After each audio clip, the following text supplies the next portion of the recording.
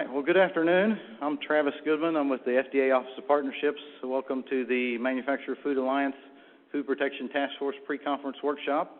It's going to be a really good afternoon. It's going to be very informal, so it's all about learning from each other and helping this program improve moving forward. There's a few things on your table I want to go through real quick. One is a questionnaire. It looks like this. It's got 14 questions on it, front and back. You don't have to answer those right away. You can wait till toward the end of the workshop. But these are really the answers that we'd like from you to help us improve the program moving forward. And then there's also a top 3 recommendations for improving the program sheet that I'll have you fill out at the end as well. And that's going to be a collaboration among each table. So among your tables, what do you think is the most important 3 things that you could suggest to improve the Food Protection Task Force grant program moving forward? Also, I'm going to pass around a sign-in sheet so everybody can sign up and we can compile a current list of the Food Protection Task Force emails. And we sometimes have virtual conferences and other things. We want to make sure we've got you all signed up so we can invite you to participate in those as well. So I'll start it over here, and if you could just pass it around the room, that would be great. And with that, I'm going to welcome Barbara Cassins. She's our Acting Director for the Office of Partnerships to do the welcome today. Barbara?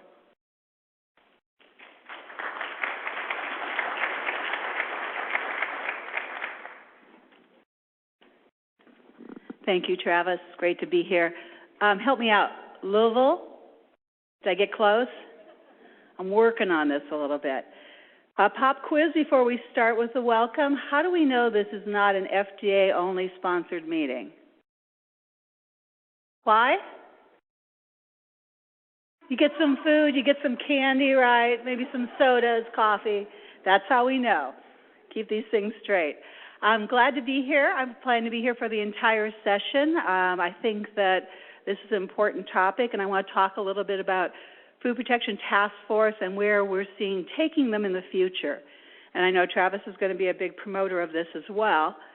And you're going to be hearing some things this week, in particular about a future funding model, where we are with that thinking, and how the task force will play into that as an option. And we'll call it just an option that you could choose from, and the reasons we're thinking about that.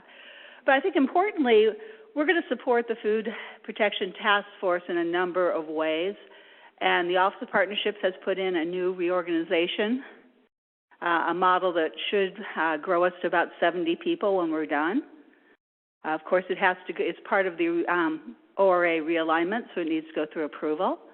But as part of that, we're going to actually have a position for task force. So we'll have a position that is focused on advancing task force, answering your questions, getting synergy, kind of like we do with the RRTs, getting synergy among them. And I think that's going to help just elevate this whole program. We really want to tap into what's going on with FSMA implementation, which you'll hear a lot about this week, and where the task force play in advancing that, because I think they really can. Working with all the stakeholders, with all the partners that can advance FSMA implementation. And what does that look like, and how do we build that support system, which plays right into Steve Solomon and my vision for an integrated food safety system. We really have to look about increasing efficiencies for the task force, I think. And that's one thing about the future funding model will help us take some of that administrative burden off and make it a little easier to apply for a task force, may even offer for increased funding streams. So therefore, we're hoping to promote these task force by providing those tools to you. And bottom line, we want to use new technologies. We need new technologies for information sharing. And I personally believe the technologies are there. We just haven't figured out how to best tap into them and connect one another. And so Pat Kendley and I'll be talking a little more about that when we talk about Partnership for Food Protection. But we want to work in our partnership with the Food Protection and Defense Institute as well.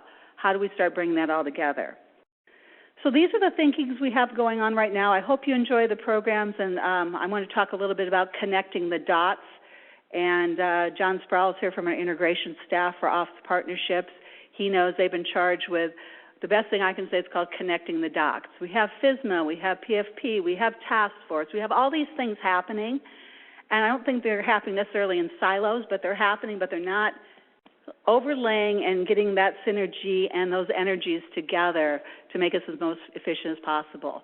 So for the next year or two, we'll figure out how we make that happen. So I'm glad to be here. I think you're going to have an exciting time, and thank you for joining us for this.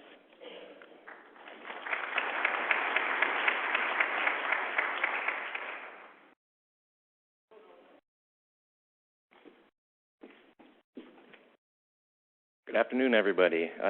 I'm Graham Geeson with the Office of Partnerships. I currently manage the Food Protection Task Force grant. And we're just going to kind of go through a little bit of the Food Protection Task Force, how it progressed, and get us thinking about what we can do to leverage the Food Protection Task Forces to get the most benefit out of what you guys are doing.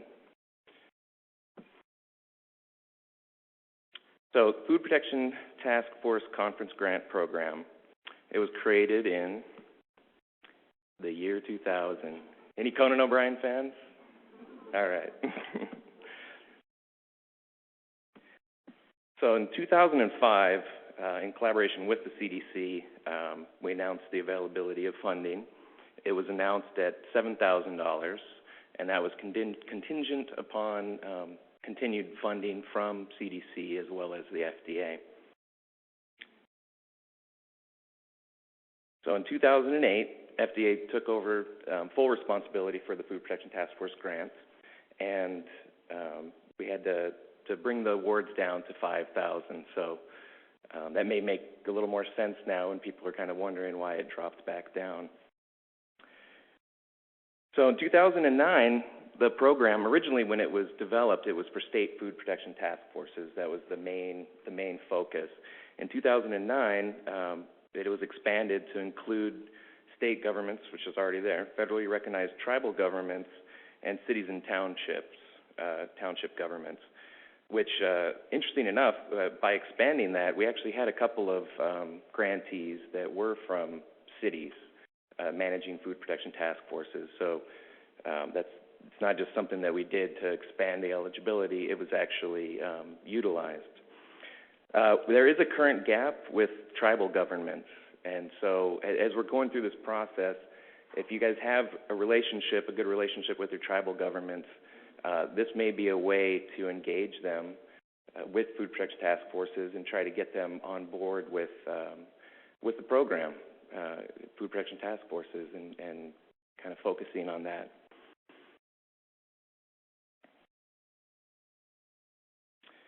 So in 2009, we had 17 grantees participating in the program.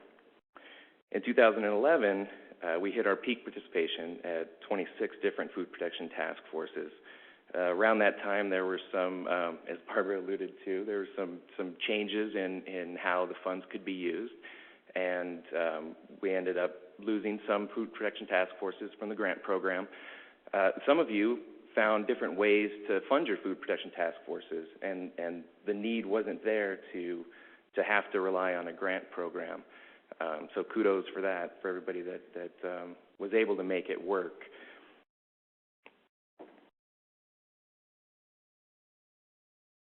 So we're going to kind of go through a couple of questions, and this is just kind of a thought experiment. And what we want you to do is to think about different things that you guys can do as food protection task forces. And particularly, you think about how does your food protection task force fit into an integrated food safety system? That's the direction that we're going. Hopefully we'll be able to get everybody on board with that, working together, collaborating. So just think about that. Think about where you guys fit, your state food protection task force. Where does it fit in the bigger scheme of things? So look around the room. How many of you guys, you don't have to answer, but how many other food protection task forces are you collaborating with? Are you sharing information? Are you sharing research? Things that you guys are developing as the food protection task forces? And this is really important because we all kind of have the same objectives, right? We all kind of want to make sure everything's safe and we're advancing food safety. But other food protection task forces are doing similar things. And if we're not talking to each other, then we're duplicating those efforts. We're using the same resources in a different area. So by engaging each other and kind of bringing it together and talking, we can streamline a lot of things and leverage those resources. Other food protection task forces, you guys are all here. You guys are working on different things. Share that information. And so, again, it's not a gotcha moment. Most of you, I'm sure, are kind of working through and working with your neighboring states. But just think about what you can do as far as expanding that. Are there other state food protection task forces that have similar things? Whether it's how they develop legislation. Maybe that's a similarity. You guys have the same things that you guys are working on. Just because somebody's on the other coast doesn't mean that you guys can't use them and build off of each other. So again, in that same thought, systems theory, the whole is more than the sum of its parts, and that's kind of what we're trying to put out there. Is everybody's doing their individual efforts, but when you guys come together and start talking, that cross-pollination, there's going to be more coming out of it. We're going to get more benefit from it than just one food protection task force focusing on your immediate issues. Sharing that information, collaborating, you guys can build off each other. Again, so the working together is going to be definitely more beneficial, obviously. So leverage those resources. You've got people in this room here that maybe you haven't talked to. As we get into the breakout session, what we'd like you to do is, if you're sitting at a table with your folks, you guys are at the same state, neighboring states, we want you to get up. Go to a table where you don't know anybody that's sitting there. As we go through this exercise, you guys can share information, get contacts, try and build on what you guys have already accomplished.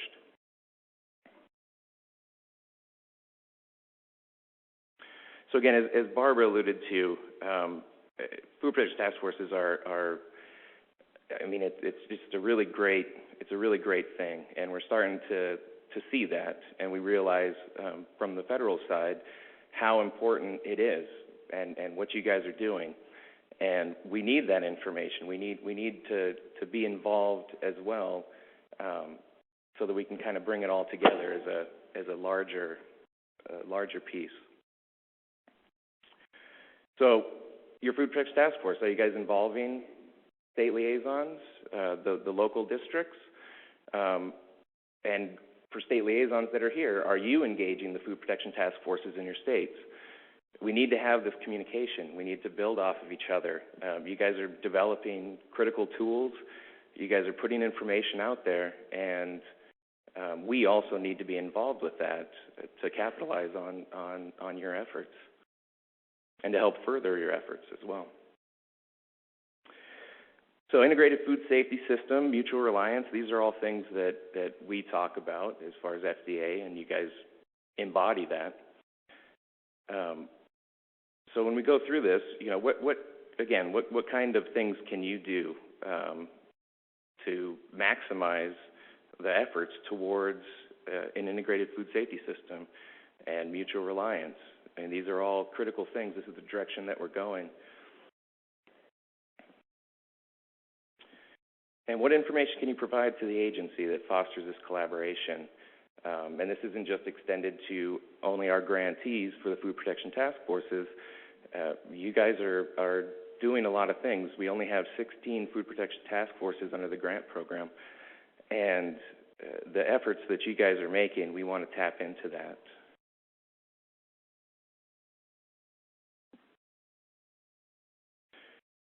So one of the things that we're looking at doing is trying to find different ways that we can assist food protection task forces outside of the traditional model that we've had with the Food Protection Task Force Grant Program. One of the things that we're looking at doing is working in an existing program that would allow food protection task forces to apply and receive funding for travel and things like that, so that you can free up some of the money for the grantees, for those of you that are grantees, free up some of that money to work on things like projects, Food Protection Task Force related activities. And right now we're looking at changing the focus, not really changing the focus, I guess it's more expanding it to where it kind of includes the integrated food safety system and that concept. So we're looking at making changes to the Food Protection Task Force grant program to have more of a focus on projects and related activities as opposed to just funding a conference and having that meeting. We want to be able to give you guys resources to keep doing what you're doing. And then we've got a new funding model that we're looking at doing, and Travis is going to elaborate on that a little bit more.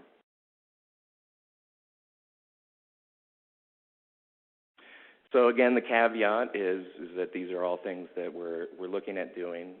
Nothing's been posted yet, and it's not finalized, but these are things that we're considering. And again, in the spirit of transparency, that's why we're up here communicating. That's why we're having this workshop, so that we can talk about this stuff.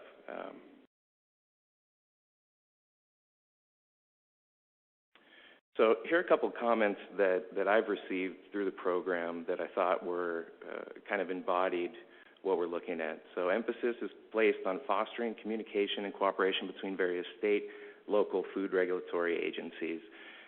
This is a comment from a Food Protection Task Force. And I would expand that. I would expand that to include the agency, include FDA in what you guys are doing, because we're all in this together. We have the same goals and objectives. We're all working toward an integrated food safety system. And so another benefit of the Food Protection Task Forces, while official networks and pathways at the higher level of leadership are necessary, it has also been satisfying to see cross-organization, one-on-one partnerships being formed. And that's what we're doing today. And that's why we'd like you to mix it up a little bit in your seating when we're gonna break out and have our breakout session, so that you can get to know other states and other food protection task forces. You guys can kind of share information. What things are you guys working on? What are you working on that somebody else may not? Leverage those resources.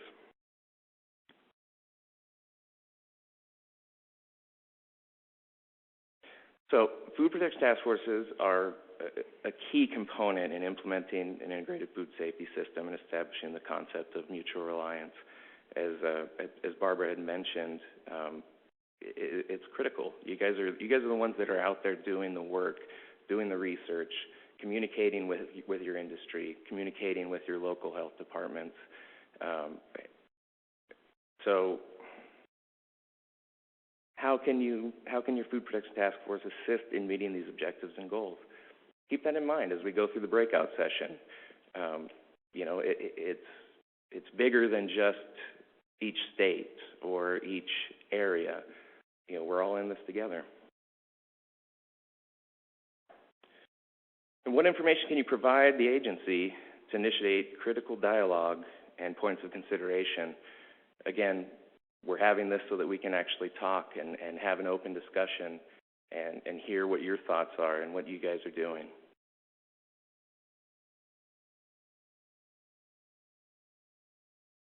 And again, one of the things that we're looking at doing is getting you guys to talk to each other, cross-pollination, working with each other, sharing ideas.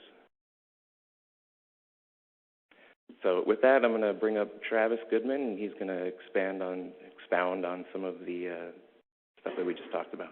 Thank you.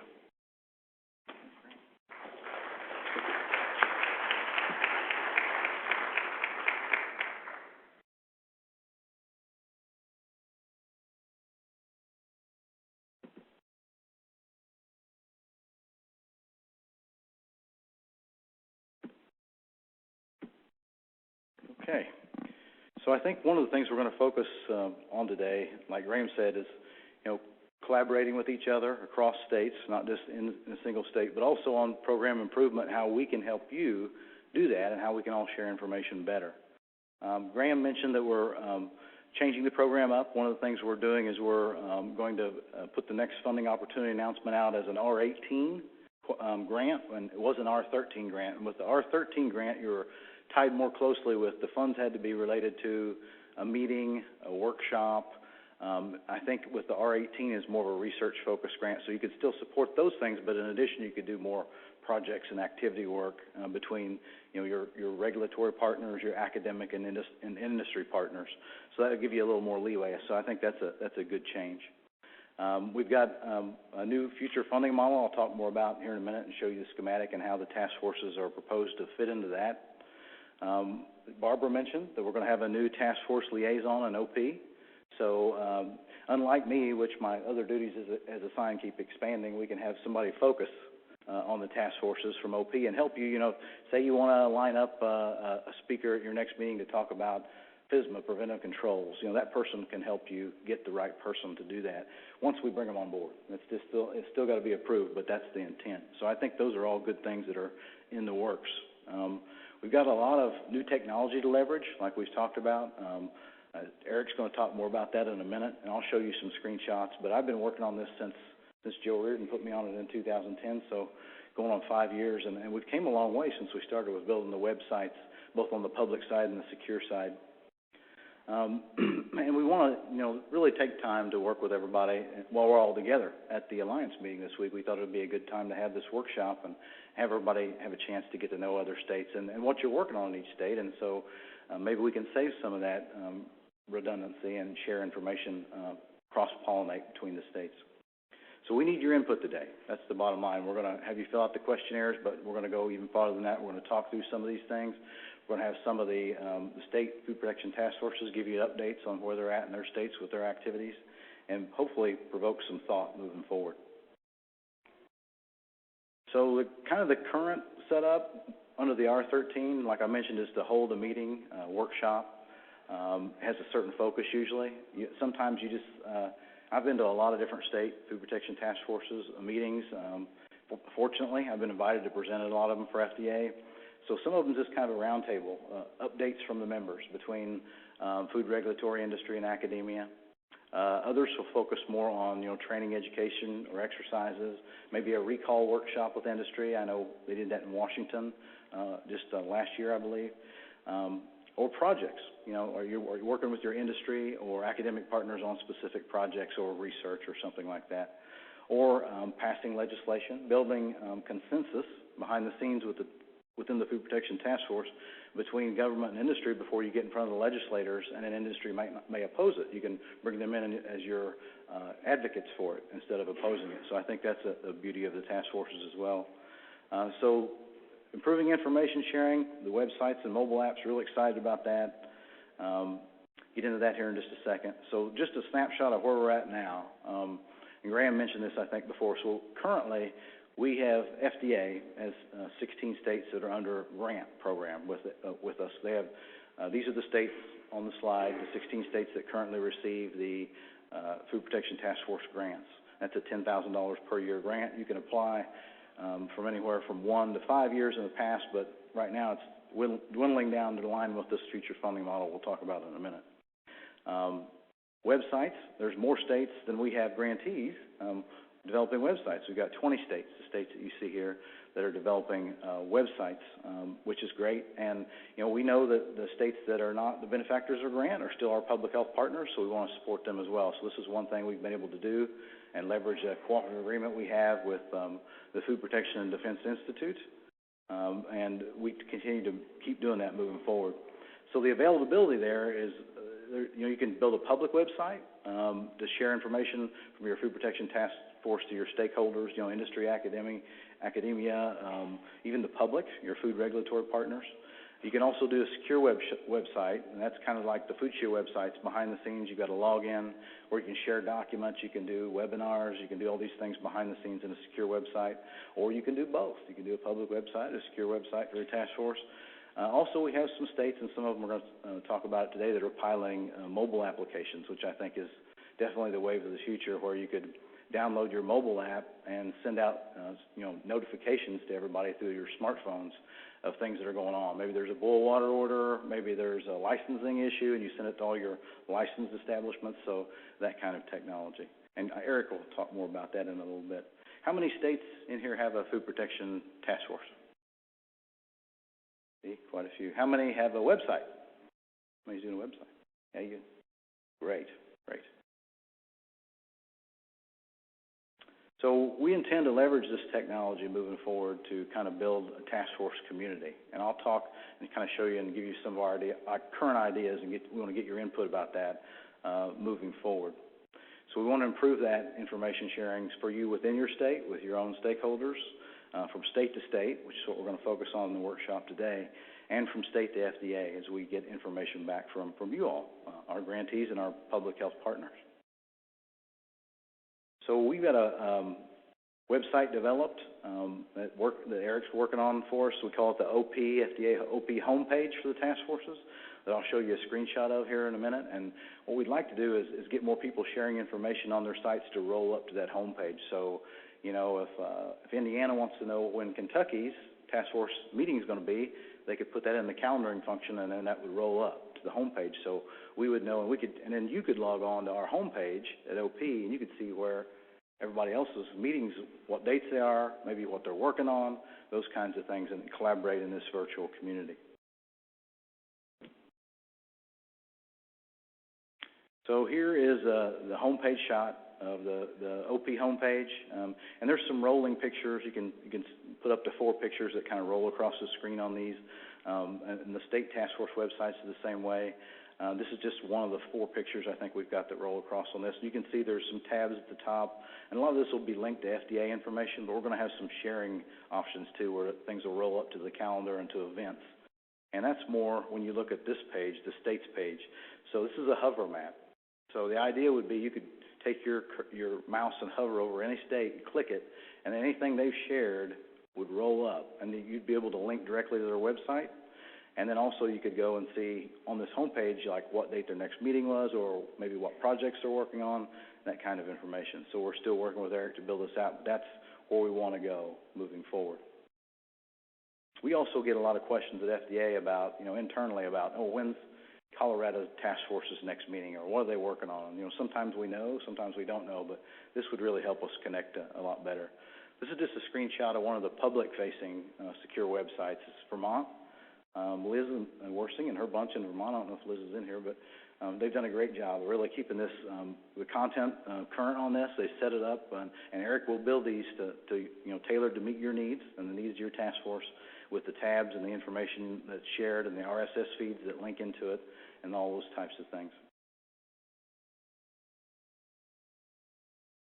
So we're currently thinking about including the task forces in our future funding model. Graham and Barbara both talked about that. This would really combine 2 of our larger cooperative agreements, and OP probably our largest, the Manufactured Food Regulatory Program Standards, the Rapid Response Teams, and the Food Protection Task Force all into one. If we do this, we're looking at launching in August to September 2018. And this is kind of what it'll look like. Guy Delius and I and Dr. Solomon and Barbara will be talking more about this tomorrow. But as far as the task force piece of this, it's pretty simple. Whether you're in development or maintenance of any of these larger cooperative agreements, you can just say, yeah, we want to do a task force too. Boom, we pick that. You put the $10,000 in a separate tab in your budget, and then you won't have a separate grant to submit or a separate report to write, because you'll just put it as a section of your report when you submit everything else for the RRT and the MIFRIPs. So that would be the idea. You could pick it at any time and put it in there.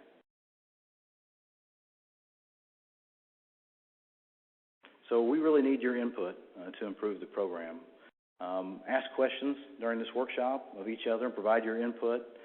Fill out the questionnaires for us to give us some ideas about how to improve this program moving forward. Work together at your tables during the interactive session at the end to come up with your top 3 recommendations for us, and we'll value those top 3. We'll compile all this information and take a look at this across the program, and also get to know each other. If you don't know somebody, you can move from table to table, get to know them. If you're all the same state at the same table, please move around a little bit, get some different perspectives of what other task forces are working on. So this is Graham and I's contact information, and these slides will be made available through the MICRPS Alliance as well. But we'll pause right here for a minute in case anybody's got any burning questions. And if you do, we've got a microphone right here in the middle. Just come up and be happy to address any of the questions, what we've covered so far.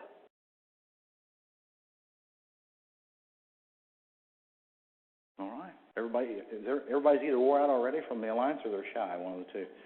Okay. All right, Eric. Well, we're gonna hear from the IT guru now what's going on with the websites, the mobile apps in the future, and what new technology has in store for us.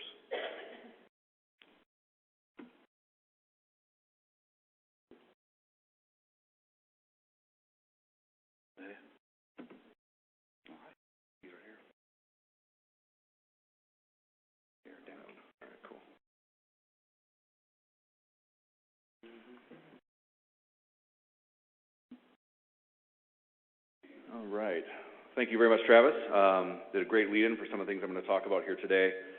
I come here as a technical guy, and I'm going to try not to bore you to death with a lot of technical terms. We want to talk more today about opportunities. How can we help support you? I think one of the things that is often thought about when a tech guy comes up here, I'm going to tell you how you're going to do this technology, how you're going to use this technology, and that's your options. And this is really the exact opposite of that. A lot of the task forces, opportunities, and things that are built here today are driven by what you guys talk about, what you guys ask for, what you guys need to get done. So in that spirit, we want to talk about today 3 different areas.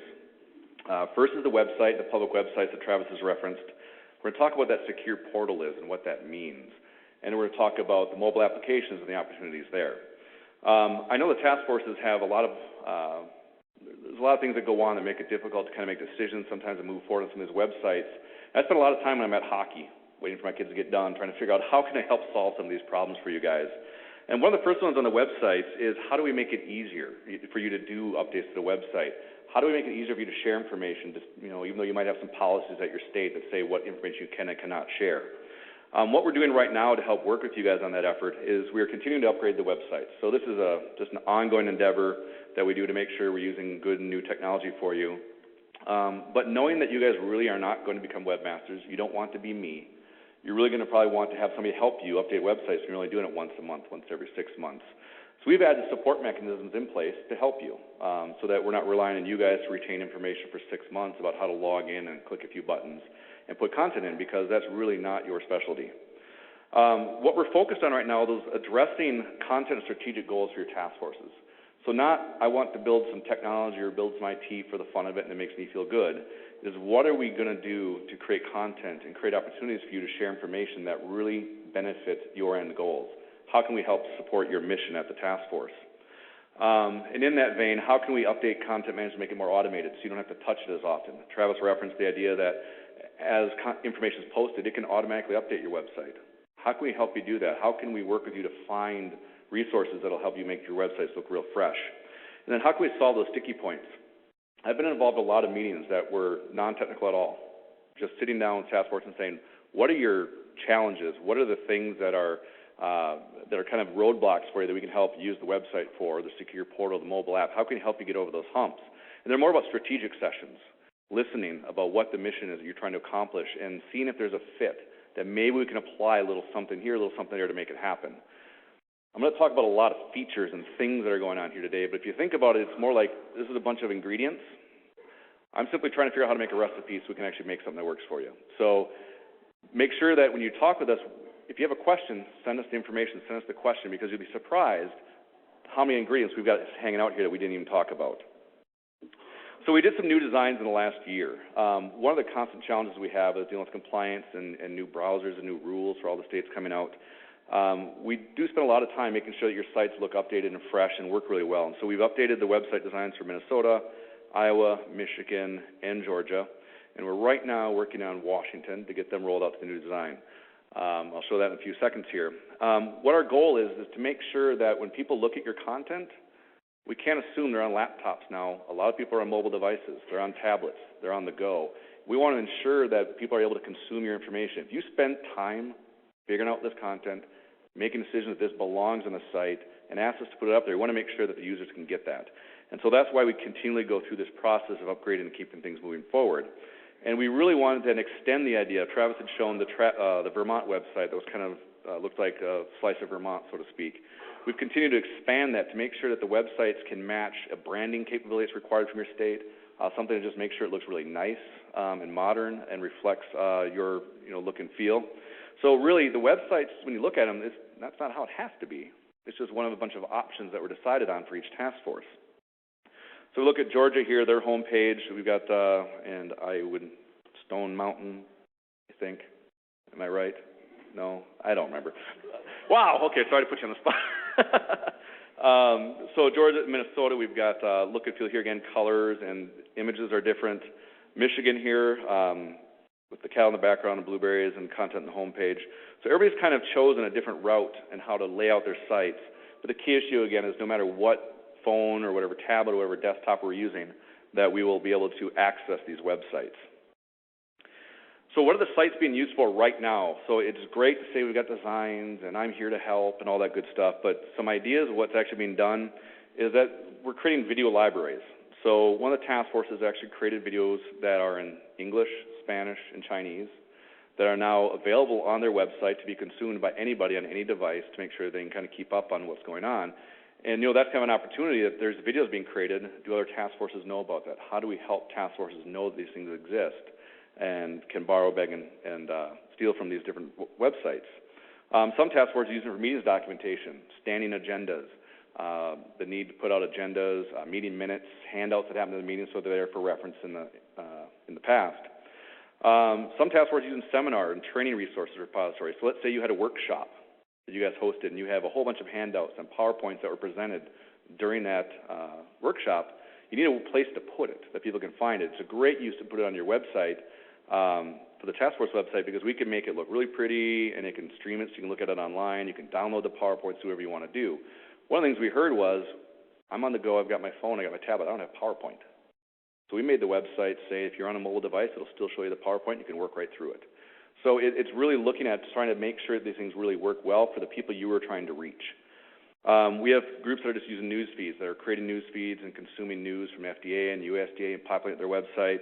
One of the groups is starting to use a mailing list function there. They're trying to figure out how can I email groups of folks and track groups of folks that sign up for stuff in a secure and compliant environment. We provide that so they're not using a public information system like MailChimp or whatever else may be out there. One of the websites I'll show is using resource libraries. They are amassing a great amount of information. I mean, just tabs and line after line after line with a great amount of content in there. And they're storing that all in a central location on the Michigan Task Force site so people can find information, search for it, and look at that. But I think when I look at that, what else could that be used? What other task forces could leverage that information, that same links and documents that are out there? So this is an example of the Iowa site with the video library. I've kind of cut it up a little bit, but there's a couple of videos there. So actually, I've already at this point chosen I'm going to watch English, but there's multiple options. And this very same library shows up on every mobile device, and you can watch it anywhere you want. And it also shows up in their mobile app, and they don't have to do a bunch of effort to make that happen. Here's Georgia's meeting minutes, where they've got their most recent meeting minutes, previous meeting minutes for quite some time going back, and a standing agenda. So it's a really nice reference point for people to participate in those task force meetings to be able to find this information. Here's an example I was mentioning from a workshop. So Minnesota had a food allergen workshop, and they'd had a lot of presentations and handouts, and they were seeking a way to put this on a location that anybody could access publicly really simply. And so here we have links on the site for handouts, and then if you actually click any of those PowerPoints, if you're at a mobile device, it streams the PowerPoint to you. You can also download it so you can save it for later. So again, it's a way to reach out and provide more information back to the folks who attended your workshop. Here's Michigan. I referenced the resource library they're creating. They've got 5 tabs on here: prevention, preparedness and emergency response, recovery, continuous process improvement, free training resources. Some are Michigan specific, but there's some that are very general and could be applied and used and leveraged by multiple task forces. So this is a great idea here that of all these materials, how could we enable that to be used by others? So there's a lot of effort that went into that one. So what's coming up next for the websites themselves? From technical terms, big version 7. We've got the 7th release of the websites coming out in order to help make things work well for you.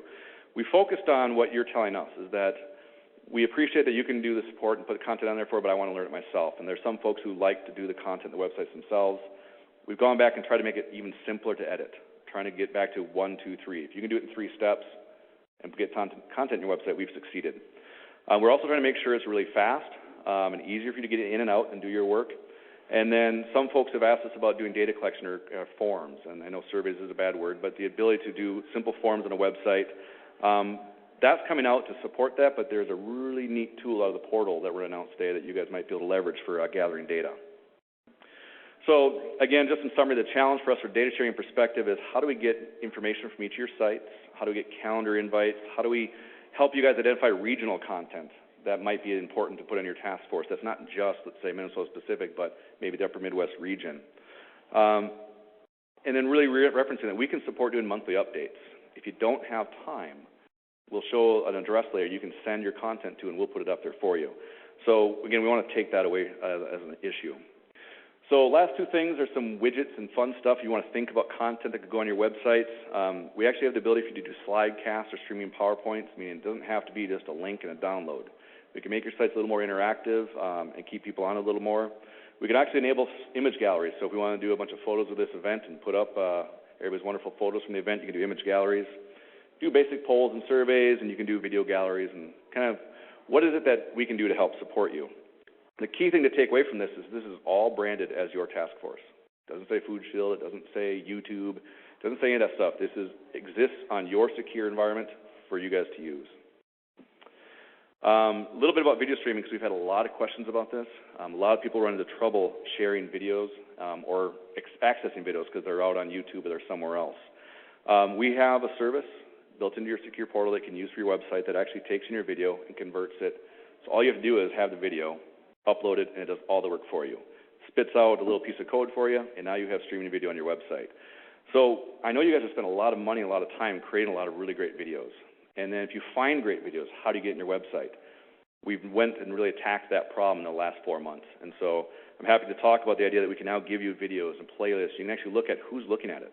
How often are they viewing it? Are they using their phones or not?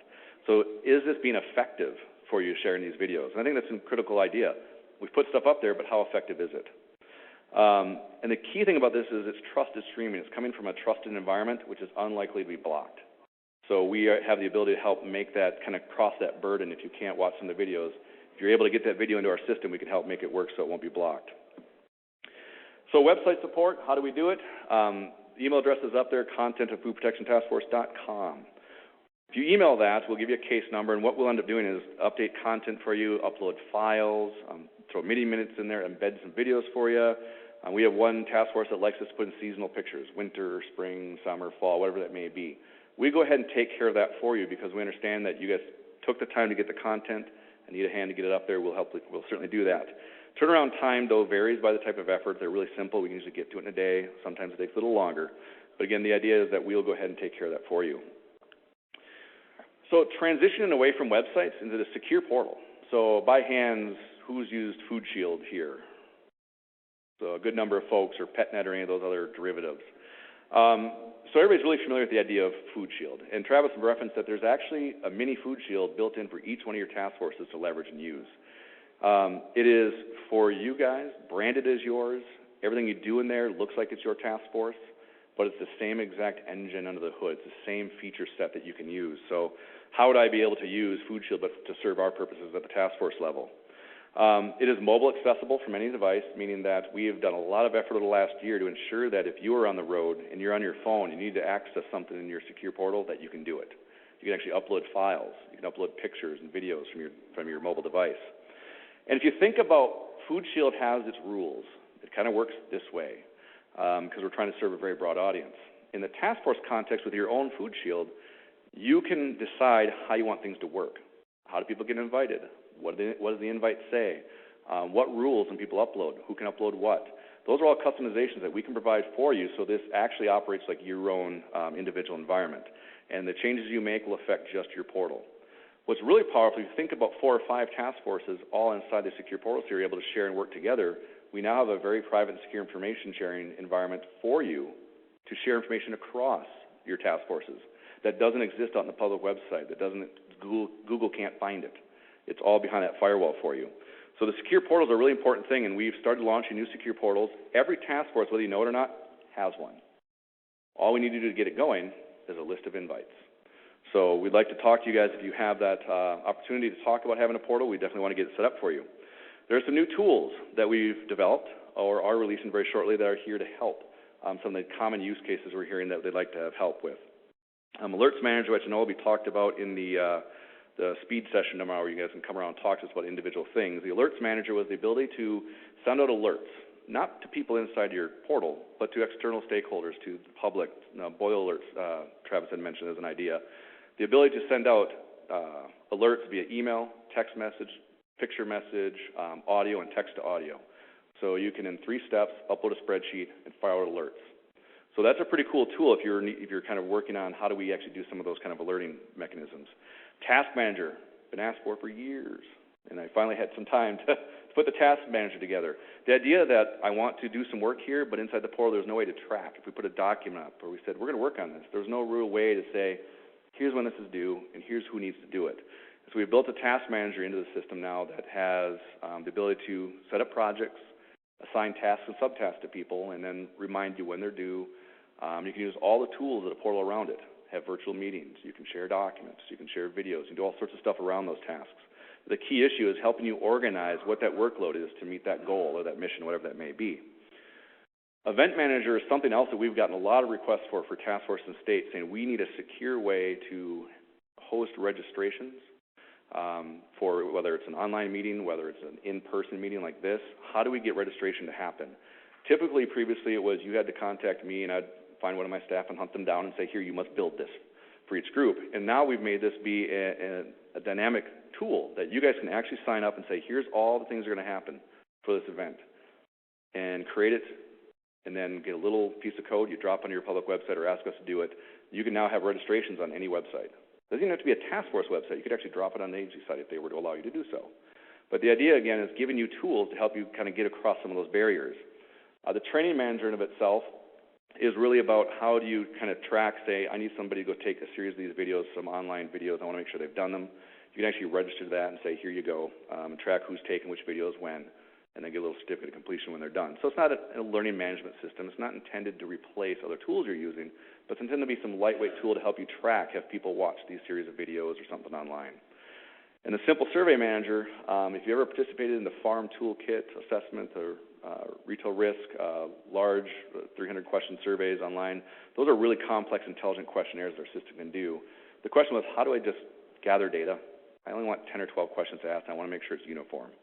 So we built and deployed now a Simple Survey Manager that allows you to say, I want these 10 data points captured, and if they answer yes or no, to do a couple more questions to be done with it. So it's a Survey Monkey, but in a compliant, secure environment.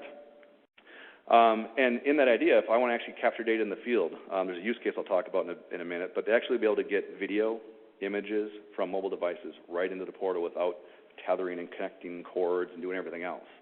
So we've solved that, and then another question we got was GPS. Can I actually say, here's where I was when I did that? So we made sure the portal is enabled to do that location gathering for you. So we're really trying to say, how can we get data into the system for you? How can we organize it for you? How can we provide a tool that gets you away from sharing spreadsheet after spreadsheet after spreadsheet and upload, download, download to spreadsheets? And we know that's a pain. So this might be one way to do it. Additionally, how do you do document previews? How do you look at documents while you're on the road? You can actually view all the documents in the portals on your mobile device. And my favorite request was, I don't like your colors, so can we change the colors? So I said, absolutely. I don't care about the colors that much.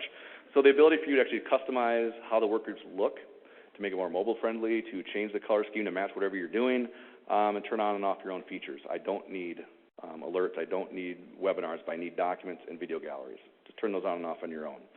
So we did that. So just a couple of things to kind of drive home the point. One of the task forces we talked about has users that will log in directly, and they're trying to get to a work group to put some information in. But they have to log in, then they land at the home page. They've got to click this, click this, click this, click this, and they get to their work group. So we've kind of changed this up a bit that says you can actually have user accounts that logs in and it brings you right to the group you're trying to attend to get to. So if you have field staff that need to actually put information in the system, drops them right into where they need to be, click a few buttons, upload their videos, photos, they're done. So we really want to make sure that we can simplify that. So how did that happen, though? It was a question that brought up one of those strategic calls. What should we do? Here's the thing that we're running into. How do we solve this problem? Well, let's take this little piece and that little piece, put it together, and now you have your own customized interface that can drop your staff right into a single location to enter their information, and they're out. So they literally can be in and out very quickly. We have another group that creates events, again, and they want to actually post the event registration forms to their public website. So I think I've talked about that in a little bit, and I talked about send alerts. Managing tasks and milestones was, again, a long-standing request, and we're trying to serve this to be as simple as we can for you. Our task was to make sure that you have one place to find all milestones, projects, and tasks that are related to your task force or something else you're doing. We had the request, can you actually have the tasks be my own personal task list? And then could it go on my calendar? Okay, that was a good idea. So now when you do your tasks, they actually show up on the calendar for the system. If you subscribe to that calendar, it'll show up in your Outlook. So each time you do updates, it's now actually at your desktop. So again, I don't want to log into FoodSHIELD or the task force every single day to figure out what I've got to do that day. So we worked through that kind of process. And so we're working through that right now with a couple pilot groups. How do we work between stakeholders? So how do we have one work group and a second work group? We're doing our private work, but then how do we share the documents? So what they're trying to do is share best practices or emerging trends and emerging practices they think they might use. And so they all are working in private work groups that are separate. They created a sharing bridge between them. So they have a shared folder that documents can share back and forth between them. So we want to make sure that you have that capability so you're not, again, in your own world. And then the last one, kind of my favorite one, was the new mobile access. Whether you're on an iPhone or you're on an Android phone, whatever it may be, that you can actually, while you're uploading a document, you can actually click upload. It'll search your files on your phone, give you access. It'll take a picture real time. I can click one right now and throw it up there, but wasn't thinking that far ahead for that one. But I can also take a video right from my phone and then have that upload into the system. So that some folks are using to try to say, I want to take a picture in the field of this item. I want to fill out a quick survey and be done with it. So that's how another group is looking to use these items. So just to reinforce this, Minnesota has a task force portal. Iowa has a task force portal. You notice here that it's a little less than my FoodSHIELD. My FoodSHIELD is crammed full of stuff. But this is, again, is my view of my work within the Iowa task force portal that I'm a part of. But the key thing is, getting in these task force portals isn't intended to be hard. It has single sign-on, and that means your FoodSHIELD credentials will work in the task force if you have access to the task force portals. If I'm in the task force and I actually click the word FoodSHIELD on there, and I'll kick right over to FoodSHIELD without logging in again. So we're trying to make sure it's easy for you to get the work done in the location you need to get it done in. Again, we have support for the portal. So as you're getting going, you can ask us questions. We can help you out. We also have a help desk. So if you've never used the FoodSHIELD help desk, we have the same help desk available for the task force portals for you guys to get going. We can answer technical questions. Why isn't this working? Or I've got queries, my browser's acting funny. We can also help you get users on board. We can help you get users invited to the system, get logins and accounts done. We have live chat, so you can get us that way if you prefer live chat. We also have a toll-free number if you prefer talking to a human with voice. And we have an email address that you can email. We'll actually take care of that for you as well. And we're available 12 hours a day, 7 a.m. to 7 p.m. Central Standard Time. So if you used our help desk before, you'll know it's not staffed by technical people like me. It's staffed by real humans who can answer questions for you. So definitely feel comfortable giving them a call and asking some help. The last thing I'll talk about real quick, because I think I'm going to go a little long, is the mobile app. So as Travis mentioned, the mobile apps is a really neat opportunity to look at how do you serve the growing mobile market where people are looking for information on mobile apps. I was struck last Thanksgiving that when we were cooking Thanksgiving turkey that my wife was on her mobile phone trying to check safe cooking temperatures and a couple things. There was no laptop, she was just standing right there in front of the oven blasting on her, and she was looking at this phone, trying to look at this, and that's really important to make sure your content is available in those kind of devices and reaching those folks. So we've created mobile apps. So we talked about your mobile web. If you go to your website, it can work on a mobile phone. But if you really want to go to the next level and create an app that shows up in iTunes, that shows up in the Google Play stores, we can do that for you. We do those consumer-facing mobile apps so that they're out there for free. And we've got folks that are creating videos in the mobile apps. They're putting news out there, news from their task force of their states. Putting up document libraries for safe cooking, and doing alerts, as Travis mentioned, pushing out alerts to people that are in the mobile apps. One of the things that we found that was pretty interesting that the folks, when they did use these mobile apps, a lot of people printed the documents right from the mobile app since we have a printer integration. It was surprising. They're printing that out and putting it up there, catching it, they're doing something else. Whatever they're doing, then they print it. It was just really interesting they were doing that. And a lot of people are using the share function to email that document to other people. So when they're actually in that mobile app environment, they're actually finding it pretty simple and a really great way to, at that point, push and get your message out even further. So websites is the normal way to go. A lot of folks get there. You think about how somebody's going to Google something, they're going to find your website. So we focus on that first. But once you're ready to take the step of having a mobile app, you can promote, people can go and download your mobile app. That's a pretty powerful thing. One of the things I want to mention, though, a lot of folks say mobile's tough. I don't want to deal with that. I have no idea how I'm going to administer that. And that's a fair point because it's something else to learn. We've talked about a website. Now we've talked about a portal. Now here's a third thing. The reality is that we have a management interface for you if you're so inclined to actually point and click and add content. So we've really tried to say you don't have to have a programmer, you don't have to have a research grad student or somebody doing this work for you.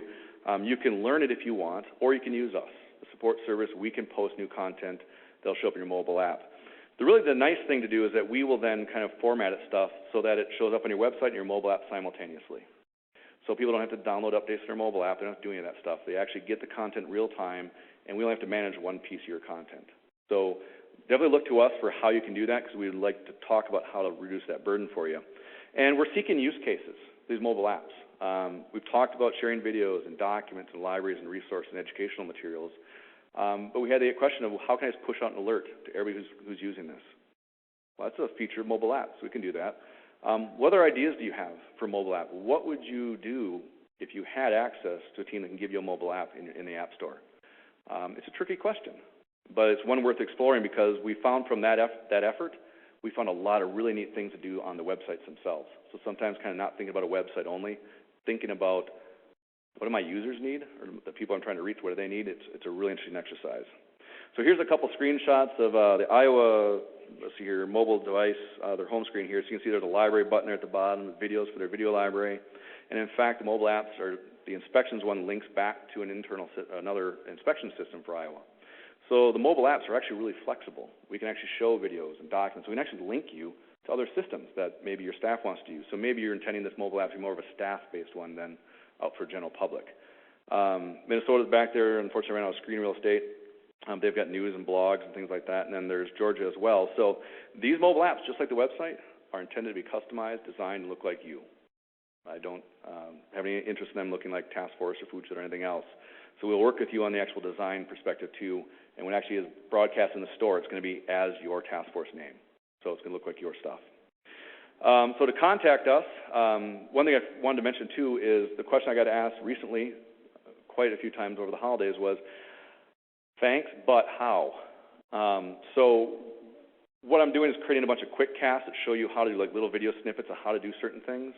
But I also want to make sure that you actually know how to reach out to us and get a hold of us. So ehoffen@foodshield.org is the quickest way to say, hey, I've got an idea, I've got a question, I want this to happen in the portals, but I don't know how. Or this website would be great if it could do this. Does it do that somehow I don't know about? Shoot those questions over to us. Lisa Brower from FPDI is available to do training on the website platform. She's available to train on the secure portal. You may or may not know it. She holds a Friday at noon Central Time every week, kind of a brown bag get-together. She shows you how to use the portal. She's available to do custom portal trainings for your task force, or I can get involved and help walk your task force through why you'd use the portal and how to use it. Also want to point out, because I messed up this last slide, that Ted Steinman and Jessica LaForest from FPDI, as Travis was mentioning, is right over there, and you have to get the contact information from them. So I apologize for that. But so that's it. So it's a lot of information. But the takeaway from this is that we've built a lot of tools, and it seems a bit overwhelming at first to say, well, how would I use any of this? And the very first step is to reach out to us and say, here's what we're trying to do as a task force. What do you got for us? That's the best way to start. So thank you very much.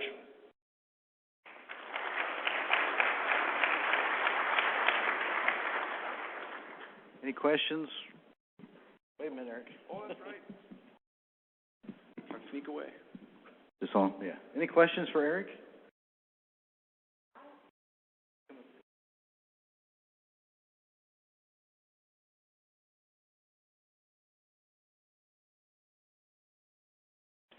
Hi, I'm Charlene from Montgomery, Alabama.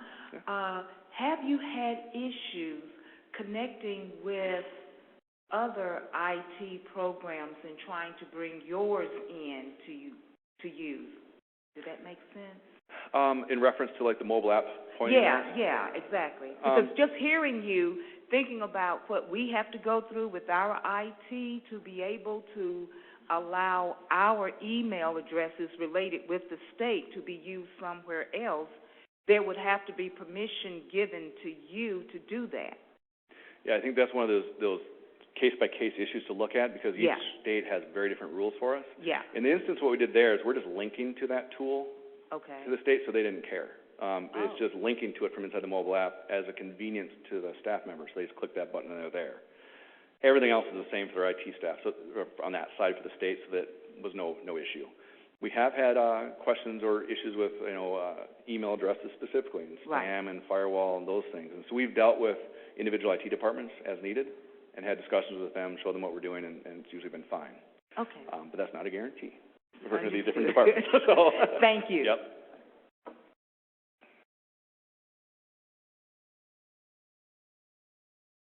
Any other questions?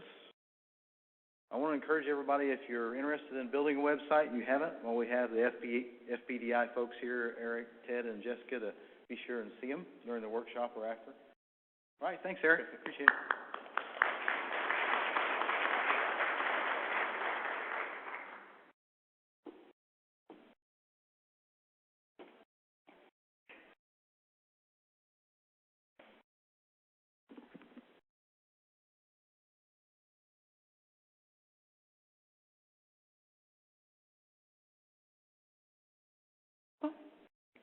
There we go. A little bit of delay. All right. I'm Jenny Piarki. I'm currently the MIFRIPS coordinator for the state of Iowa, Department of Inspections and Appeals. So congratulations to all you MIFRIPS coordinators out there who pushed send on Friday for that report. I felt really good doing that, so I hope all of you did, because that was the first time I've ever done that, and let me tell you, I was happy to push send. Okay. So, caucus this. Anybody know what's going on today in Iowa? I don't know what's going on today in Iowa. The caucuses are tonight. And if you talk to my boss, Mr. Steve and Mandernack back there in the corner, which he typically is, he could very detailedly tell you how our caucuses work, but only the Democratic side. I had a very funny thought while I was sitting there, because the presidential candidates have been there for now 6 months, and the last 6 days have been very interesting, and we have every news channel station you could dream of right now if you wanted to get on the news. And I was thinking about Mary Poppins. And why was I thinking about Mary Poppins? Because we have a blizzard coming in tomorrow. And you remember in Mary Poppins when all of the nannies were lined up to get interviewed by Mr. Banks? And a big wind came in and blew them all away so Mary Poppins could come in and get the job? That is tomorrow. It is blowing them all out of town. So I'm excited for that. Anyhow, the Iowa Food Protection Task Force began in 2001. It has been predominantly funded by FDA grants since our inception, except in 2010. And we're not special in that way. I know Minnesota had a period where they were not funded, and they continued with their task force as well because it was an important event for them, and it's an important event for us. And I have lights coming on and off, so am I not bright enough with the orange, or what? So anyhow, I apologize for my webinar, folks, because we are doing a webinar right now. We currently have 32 members, and we have the typical academia, private industry, regulatory folks in that group. We're also reaching out to the farm-to-table movement, post-secondary culinary programs, food banks and shelters, and as well as our law enforcement. We meet 3 to 4 times a year, depending when Steve is in town. This is a set group of people. So each task force is different that I've learned about, that sometimes it's open to the public and anybody can show up and they can participate in the meeting. Sometimes it's a very set, only invitation group. And so that's kind of interesting, I think, because there is that variety of who comes and why they attend and why are they there. So we centrally locate the meetings, meaning that if you live out on either border, whether you're looking at Nebraska or Illinois over here. It's about 200 miles into Des Moines or into Ames, which is about 30 minutes north of our capital. So we keep our meetings centrally located because we have, as you can see, retailers, processors, and producers coming from all over the state. And we do move our meetings around, or our conferences and trainings, in order to reach that population, and I think that's fairly common among task forces, that sometimes you do move your meetings around regionally so you can reach those folks that need that training or need that information, but we do that too. Currently, our grant's going to end in 2010, and I believe there is going to be a stopgap of funding until we hit the 2018 mark with a cooperative agreement. Is that correct, FDA? Getting thumbs up from the table? Okay. So we're going to probably be applying for that money. Currently, and you've heard a little bit about Iowa's mobile app and our website. Thanks, Eric, for stealing my thunder. But those of you who have your tablets and your laptops and your phones, I give you permission to get them out if you don't already have them out and type in our web address. It's up there for you. If you are an app friend, if you like to use your mobile and you want to download our mobile app, you go to the App Store, doesn't matter, Andrew, Apple, either or, and you type in Iowa FS, and that will get you our app that we have. And you can pull that up, and you can pull up what was described about our videos and our resources and any documents that we have. That's how you get to that app, is you go to your App Store and you look up Iowa FS. For food safety. I would also like to just take a moment and say that we did recently use a registration on our task force for an event that I have up here, the FSMA Preventative Controls Mini Conference. That's where we actually, where you saw that little pig. That little pig was Iowa. You know, everybody loves that little pig. He's so cute.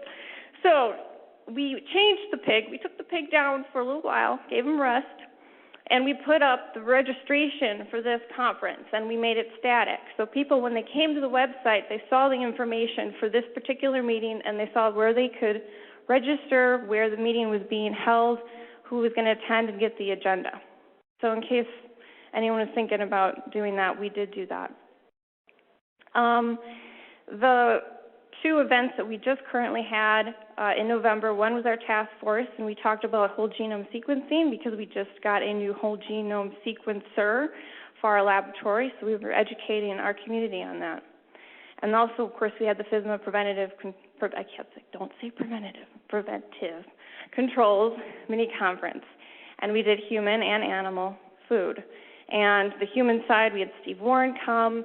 The animal side, we had Dr. Evans, Michelle Evans there. We had our district, our ERC, as well as our recall coordinator also talking, as well as also ISU, Dr. Shaw giving an overview about the rules. As we keep talking about FSMA and what the task forces can do for FSMA, we have an education opportunity, and we've been taking that opportunity in Iowa. And all of that material is on our website for what that conference, at least the material that we could post, because you can't post everything, as I'm sure some of you are aware. Upcoming events. So in April, we plan to have a group from Rutgers come about a study they did on food safety and home delivery meals. And I got to pull my notes up here before I botch numbers. The study conducted 700 in-home visits in 5 states. So if you're not familiar with the Rutgers study, let me know, because we'd love to see them get some more press, shall we say. We also put in our grant to have a law enforcement and intentional contamination training. We're going to bring in George Hughes, who was at the Rapid Response Team meeting this past October, was it? Yes, it was October. And he's going to come in and do a non-traditional partners training on food intentional contamination, and we're going to get our law enforcement and all in a room, and we're going to talk about what does that look like? What does that mean? Who's at the table talking about food in this kind of way? So those are a few highlights from Iowa. There's always a few more, believe me. I'm a pretty creative person. So please flag me down. I'm fairly friendly, and let me know if you have any questions. Thank you.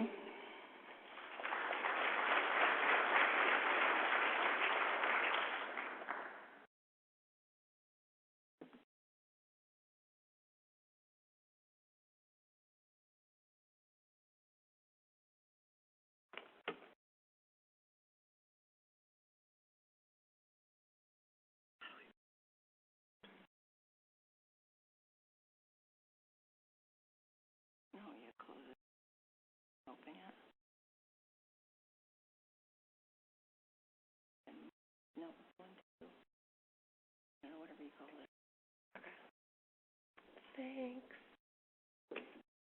Good afternoon, everybody. Okay. Sorry. Technical difficulties. My name is Jessica Bedore. I am with the Georgia Department of Agriculture. I am their Recall Outreach Specialist. I'm also a member of Georgia's Food Safety and Defense Task Force. So how did we all get started? I know Travis had showed you a slide of our task force website, again, stealing my thunder. That's okay. We had a pretty extensive list of minutes. I don't know if you saw did anybody see the slide and see how far back our meeting minutes went? Were you paying attention? What year was the first meeting minutes that were posted on the website? I think somebody said it was 2001. So back in the mid-90s, does anybody remember a cyclospora outbreak that was eventually tied to raspberries from Guatemala? Does that sound familiar to anybody? So that was going on. Additionally, Georgia and Tennessee were seeing some E. coli cases that ended up being tied to a restaurant in Atlanta to ground beef that was being served. And additionally, Whitewater, which is part of Six Flags, we have Six Flags outside of Atlanta. In 1996, I didn't know this because I was just starting high school. Natalie, my boss, had to tell me that this happened, so I didn't know. There was a huge outbreak of E. coli at Whitewater. 26 children became sick. 7 of them were hospitalized, and 2 of them ended up passing away. So all of this stuff was going on. I was getting ready to go to high school. And in Georgia, the Department of Agriculture, along with the Departments of Education and Human Resources, which at the time was where public health was housed, decided that they needed to do something. They needed to start talking more. They needed to start coming together and figuring out how we could work better to prevent things like this from impacting our residents and residents across the country. So they came together along with the University of Georgia's Center for Food Safety, FDA, and CDC, and they started meeting, and that was back in 1995. I don't have minutes from that far away, but they started a public health team. And then in 1998, when the whole theme of a food protection task force started getting tossed around, they went ahead and changed the name. So Georgia's Food Safety and Defense Task Force was then born. And they met at that point in time quarterly. In 2005, Georgia was one of the states that got a grant. I don't know how long we had that grant for. I'm assuming maybe it was 5 years, because the last time we had an actual large-scale meeting in the state of Georgia, it was 2010. So then we dropped off to having meetings just twice a year. We didn't have any extra funding, and in Georgia we don't have a charter for our task force, and all of our members are voluntary. We have somewhere between 35 and 45 active members. We usually have about 35 people that will come to our meetings. And so we were meeting twice a year. Back in the about 2010, it was falling all on public health. There was just one person that was in charge of setting up this meeting and figuring out how we were going to organize it, who could come and talk, and what were some of the hot topics that we needed to touch upon. And we decided that wasn't really fair to that one person, especially since it was just a voluntary thing that she was doing for everybody. So in 2013, Department of Ag and Public Health, along with somebody had mentioned, do you have your FDA state liaison involved? Our FDA state liaison, who's not here today, but he's here at this meeting, he also joined this executive committee, along with some other people from FDA, and we've got local public health as well as our state public health people. So all of those partners are at the table, and we created an executive committee to figure out what would be important for our state and what we needed to do with our meetings. We then decided that we should go ahead and apply for the grant funding because it was still out there. So last year we wrote the grant, and now we have 3 more years of funding. So thank you, Graham. We got the grant in 2015. So for the next 3 years, we've got a little bit more funding. So that was the take home from that I really wanted everybody to know about, is that we started this without any funding. We didn't have funding for a long time, and the funding has fluctuated. But the group of people and the partners that have come to the table believed that it was important and believed that having an integrated food safety system meant that we needed to keep doing this regardless of what resources we had. And so even if all you're doing is bringing some people together at a convenient location, whether that's Des Moines or Atlanta or wherever it works for you in your state, I just wanted to make sure that people understood that you don't really have to have a lot of resources to want to try to do something like this. So we have a standing agenda on our website, and when I was trying to think about what to talk to you about in terms of the benefits that we've seen in Georgia, we think that having those regulatory partner updates is really helpful, not only for our industry people that come, but also for us, for me in agriculture, to get an update from what's going on in EPI and different outbreaks that they've seen for the last 6 months or so. Just really helpful to know about, because we wouldn't necessarily talk about all those things if they don't directly impact us. But it's just really useful to have a little bit more surveillance between our agencies and be able to talk to our industry partners about things that could ultimately be impacting them. I'll just mention that this is the first time ever that the Department of Agriculture and Public Health in the state of Georgia are both on the same current food code. We'll see how long that lasts, but that was a big achievement. And industry they had a lot of questions about that. What would that mean for them? And what did it mean both from the ag side and the public health side? So this is a great way to bring that together and tie that opportunity up in a way that made it easy for industry to ask questions and come to us in an informal setting where they're not, trying to figure out who to email. They can just ask us questions at those meetings, and we can provide little updates. I included this picture. Who in this room has ever heard of Tomorrow World? Not many of you. Okay. Well, I just threw it up there because that was one of the topics at our most recent task force meeting that we had in October, along with Brandon Sauceda, who's our RRT program manager, who's here at this meeting. He talked about a cyclospora outbreak that had happened over the summer. But the Tomorrow World presentation was fascinating. So if you've never heard of what it is, I just wanted to throw it out there. It's a very interesting public health topic. It's about 170,000 people that come to just outside of Atlanta, Georgia for Tomorrow World. It's a 3-day music festival, and it's out in the middle of a field, in the middle of nowhere. There's no water. There's nothing set up, so everything gets brought in. So from a public health standpoint, I just thought that was very interesting, so I wanted to give it a little plug. I'm sure there's similar types of events that happen in your states. So that was a really interesting topic, and a lot of our members didn't know what it was. So it was very interesting to have that opportunity to hear from public health about that. So we usually have a couple presentations at our meeting about different things that are hot topics, and then we always leave time for roundtable discussions. And we kind of push everybody that's at the meeting to try to think of something that they could tell us about what's happening, either in their industry association or in their particular program, so that we have a little bit of information to share. These are just a few of the sample meeting topics I thought I would throw up for you guys to look at and think about how this might be helpful in your state. We just recently talked about high-path avian influenza and had somebody from United Egg Producers that came and spoke in the spring of 2015. Of course, that was when we were getting ready to, knock on wood, hopefully be prepared but not have to deal with high-path avian influenza. Just to give you a couple ideas, and it doesn't always have to be a public health threat, like it could be a special event like Tomorrow World or the national conventions, Republican, Democratic, that had happened. Here's our website, which you've already seen. I just wanted to highlight a couple things about how we use it specifically, because Eric talked about all of these great resources, and we wanted to take advantage of them. At the time, we were not a grantee state when we said, well, we have this free opportunity for a website, why wouldn't we just do it? Why wouldn't you all just do it? So we created a website, but then you're like, okay, so what am I going to do with it? So how can we actually use it? So we found it to be really helpful. I put a little arrow pointing at training and events, and you can see the peaches in the background. That's how you know it's Georgia's website. We have a couple events that we host periodically. For example, the FDA Southeast Retail Food Safety Seminar was in Georgia, not this past year, but the year before.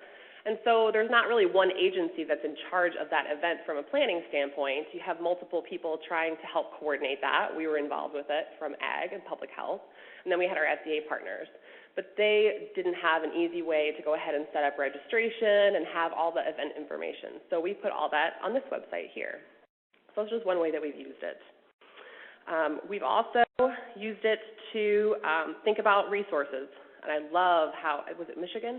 Or was it Minnesota? It was Michigan. I love how Michigan's resources pages are set up, and so I want to go check that out. And it's just an easy way to steal information that's useful for yourself and for everybody that you work with. So that's pretty much been our primary objective, just trying to gather information and resources in a way that would make it easy to share. We also are one of the states that has a mobile app. So when I talked to Eric about that, again, you can get a free mobile app. You can do whatever you want with it. Why wouldn't you just do it? But then once he created it, we're like, well, what are we going to do with it now? What do we use it for? And he pointed out that it's not going to be the next Angry Birds. So how could we use it? We tossed around the idea of making it for consumers. But again, since it's not Angry Birds, why would consumers want to download it? Nobody would. So now we've talked about using it specifically as a tool for our staff in the field. We talked about how it's so nice to be able to go to your phone when you're looking at the turkey burning in the oven to know what the endpoint temperature is. So when the inspectors are out in the field, to be able to pull up our regulations or to be able to pull up different resources to go ahead and just email directly to the person that they're talking to, and to have all of that just at their fingertips in a really easy click way. That's what we're going to do with it. So looking to the future, hopefully one day our app will have something in it. Right now it's empty. Otherwise, I would tell you to download it, but there's nothing in it yet. So maybe wait this time next year. It'll hopefully be all up and running, and you can download it next year. And I know you can't really see it that well, but it does have 5 stars. And I just noticed that. It's had 1 rating. It's gotten 1 review. So I sent an email to the inspector that had reviewed it, and I told him, thank you very much for doing that. So all you have to do is get 1 person to review it, and you've got 5 stars. So we want to get some information uploaded into that and be able to start using it, and similarly to be able to have that link up to the website and just have all that content streamlined. Now that we have a grant, we're looking to put together a large-scale conference. We're looking at May 2016, and we're partnering with Georgia's Rapid Response Team to do that so that we know at least some people will show up. I kid, because I know people will show up. But we wanted to collaborate with them. We're looking at also maybe partnering with the Georgia Environmental Health Association for a future event. So just to think about ways that you don't have to do it alone.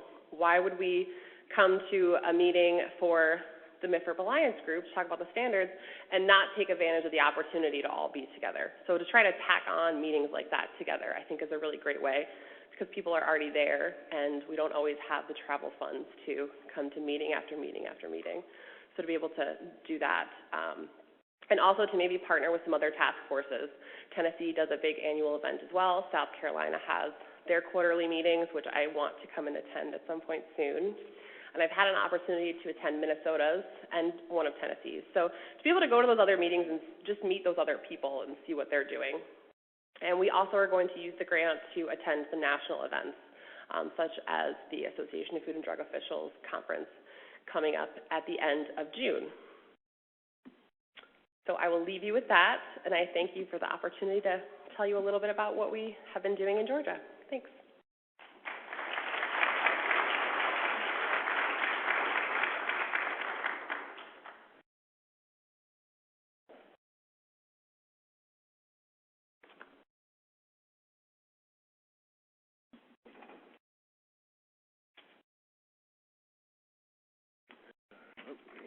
Hello, Brad Deacon, Michigan Department of Agriculture and Rural Development. I did not do a PowerPoint, so you're welcome.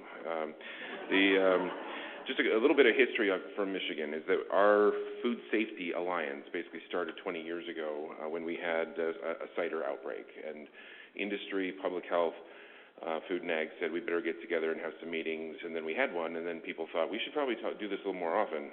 So they kind of kept going. That led into about 1998 into 99. When we invited a whole lot of other people, especially from industry and associations, to start putting together our food law. In 2000, Michigan legislature did the biggest overhaul in 50 years. I'd finally adopted the food code and created a single standard for local health and state food. And then there was still kind of a consensus there that we should probably still meet once in a while, and that kind of evolved into a quarterly meeting with primarily with local and state health and food and ag, where we talked about outbreaks, we talked about illnesses and investigations, and then along came 9/11, and this whole other infrastructure seemed like it was getting stood up. And we made the call then that they were kind of two different things. When we were talking about the government coordinating council and the sector coordinating council, and at the national level and the state level, for how do we protect the food and ag sector?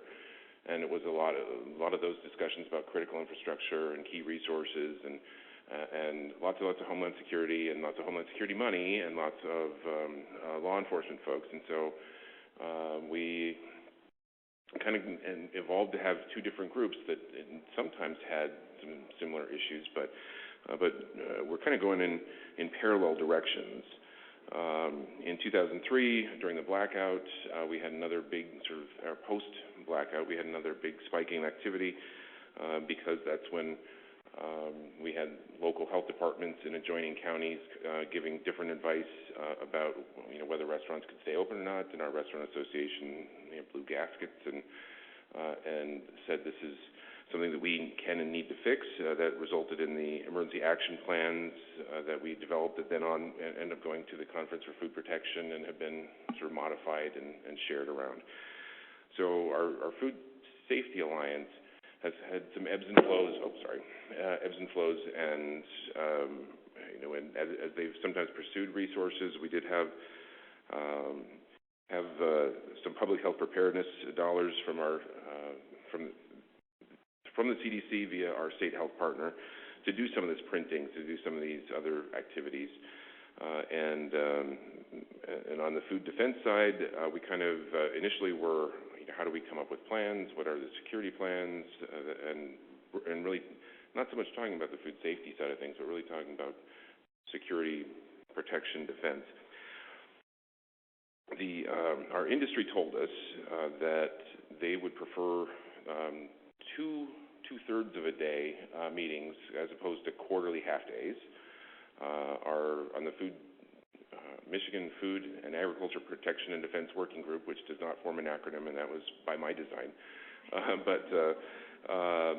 That group evolved to have a private sector co-chair, which has been someone from the flour milling industry for the last number of years.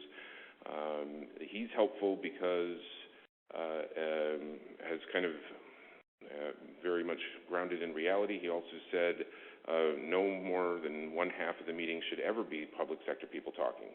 And I say, all right, thanks. You need to help find me some private sector people to talk. The interesting thing for me, I'm the co-chair of this protection and defense group, along with the private sector. Our Food Safety Alliance has been Dr. John Tilden, really kind of shepherding and keeping that going. And both of them have been on the uptick the last couple of years in terms of when I started in this role, our food defense group was getting about 25 people at a meeting. The last one we had, we were, I think, 72, which is a nice problem to have, but that also then creates its own logistical issues of finding a space big enough and trying to kind of keep track and keep interest. Both of ours went from four half days a year to about two-thirds of a day, half a day, twice a year, and we stagger those. So the food defense is spring and fall. The food safety is winter and summer. We move around the state, and we're not exclusionary in either one. The list just keeps getting bigger over time, and try to. Especially on the food defense side, the private sector has also said what they really want is to go on a tour, which of course is bizarre because food defense 101 is don't let strangers in to come take a tour. But surprisingly, quite a few of our facilities have for this actually hosted and bought lunch as well. So in terms of that has helped with some of the costs. In terms of coordinating. We've had some spin-offs as well, and that was kind of one of the questions on the brochure, the questionnaire there. So that sometimes in our discussions there's a sense that we should do other things or we need to do sort of additional outreach. So coming up in a couple of weeks, we're going to have a Food and Ag Border Gateway Summit in Detroit area with speakers from both sides of the border talking about, initially started really with a focus on food safety, food and ag protection, and animal disease and as well, but it's kind of evolved a little bit into an economic development. And so how do we both understand both the Safe Food for Canadians Act as well as FSMA and requirements on both sides?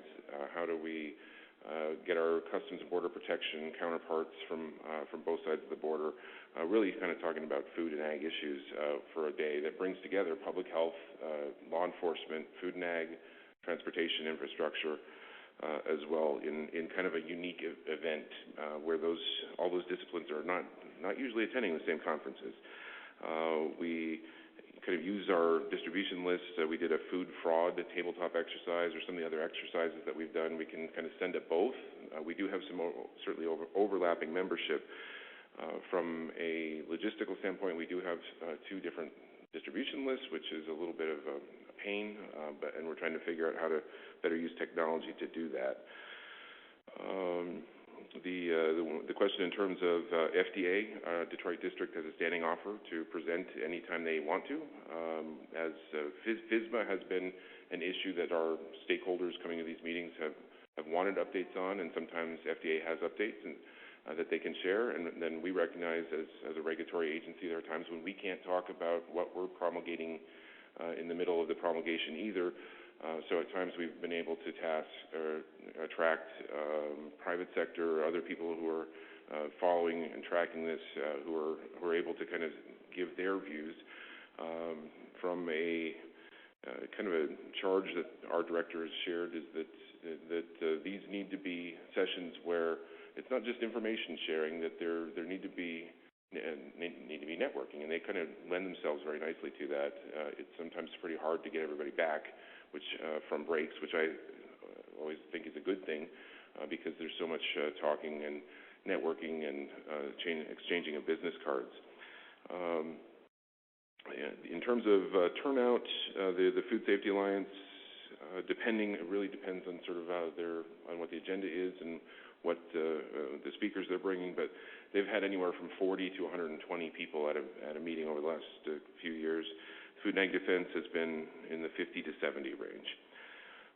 Putting on my other hat, I'm the Emergency Management Coordinator, and so have been involved in RRT and involved in more so in the Food and Ag Protection Defense.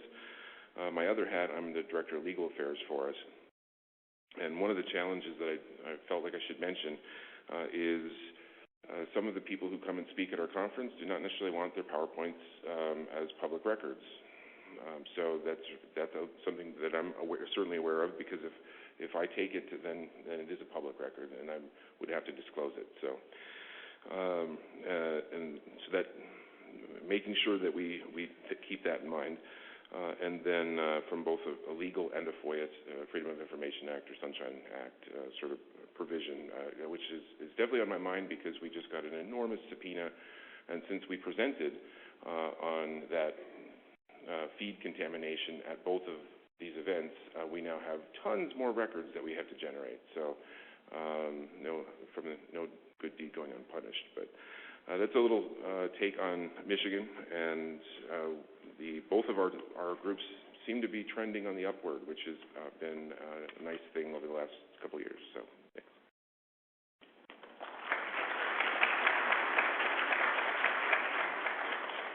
Any questions for Georgia, Iowa, and Michigan?